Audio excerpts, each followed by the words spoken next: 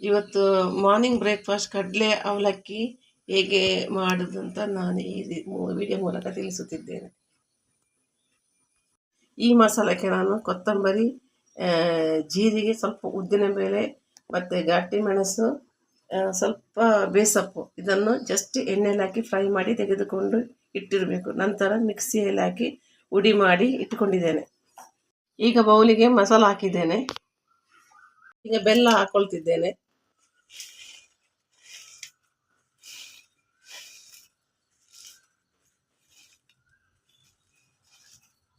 ತೆಗೆದಿಟ್ಟ ತೆಂಗಿನಕಾಯಿಯನ್ನು ಈಗ ಮಿಕ್ಸ್ ಮಾಡ್ತಾ ಇದ್ದೇನೆ. ಸ್ವಲ್ಪ ತೆಂಗಿನಕಾಯಿಯನ್ನು ಇಟ್ಕೊಳ್ಬೇಕು, ಯಾಕಂದರೆ ಕಡಲೆಯನ್ನು ಮಾಡುವಾಗ ತೆಂಗಿನಕಾಯಿಯ ಉಪಯೋಗ ಇರ್ತದೆ. ಟೇಸ್ಟಿಗೋಸ್ಕರ ಸ್ವಲ್ಪ ಉಪ್ಪನ್ನು ಸೇರಿಸ್ಕೊಳ್ಬೇಕು, ಆಗ ಸ್ವಲ್ಪ ಕಾಂಬಿನೇಷನ್ ಒಳ್ಳೆಯಾಗಿ ಬರ್ತದೆ.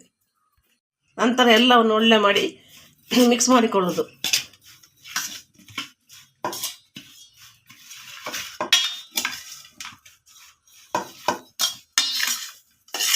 ಸ್ವಲ್ಪ ಆಯಿಲನ್ನು ಸೇರಿಸ್ಕೊಳ್ಬೇಕು.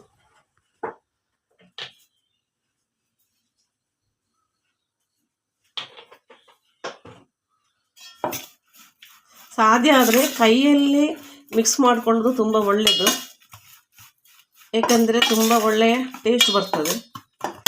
ಸ್ಪೂನನ್ನು ನಾನು ಸೈಡಲ್ಲಿ ಇಟ್ಕೊಳ್ತಿದ್ದೇನೆ. ಮಿಕ್ಸ್ ಮಾಡಿ ಆಯಿತು. ಈಗ ನಾನು ಬೇಕಾದಷ್ಟು ಅವಲಕ್ಕಿಯನ್ನು ಸೇರಿಸ್ಕೊಳ್ತಾ ಇದ್ದೇನೆ.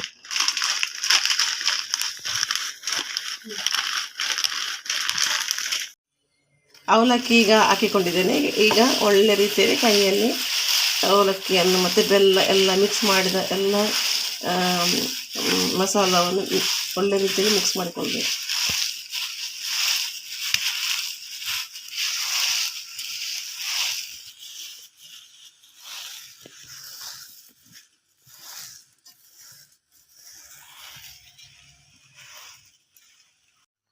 ಈಗ ರುಚಿಯಾದ ಅವಲಕ್ಕಿ ರೆಡಿಯಾಗಿದೆ. ಎಣ್ಣೆಯನ್ನು ಹಾಕೊಳ್ತಿದ್ದೇನೆ.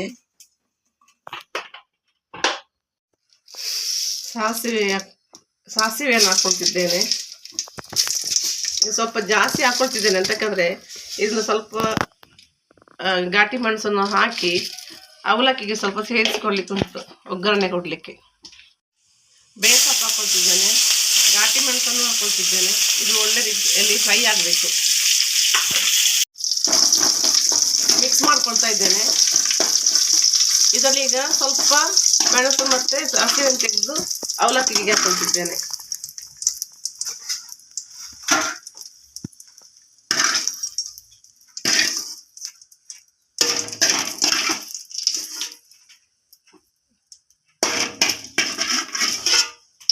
ಮತ್ತು ಕಾಯಿ ಮೆಣಸನ್ನು ಮಿಕ್ಸ್ ಮಾಡ್ಕೊಳ್ತಿದ್ದೇನೆ.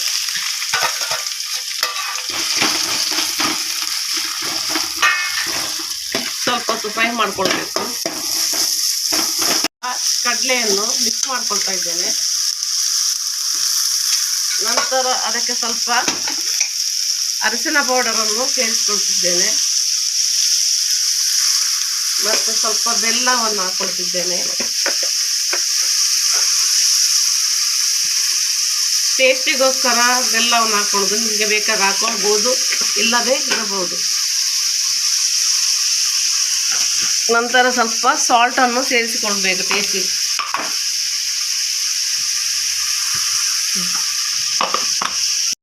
ನಂತರ ಎಲ್ಲವನ್ನು ಒಟ್ಟಾಗಿ ಮಿಕ್ಸ್ ಮಾಡಿಕೊಳ್ಬೇಕು.